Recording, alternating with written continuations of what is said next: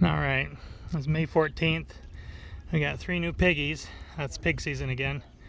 We got Chewbacon, Porkahontas, and Patches over there. And they were doing the little piggy dance, happy piggy dance with their tails wagging and running around. Just loving it. We've got a hut at the back. It's a 300-gallon tote filled with the straw for them to bed in. Lots of stuff for them to root around in. A couple of troughs with water in that they can't, right now anyway, they can't upset. They'll get big enough here in just a few months to take their snout and just flip that, even with 78 pounds of cinder block in there, and then the rest filled in with water.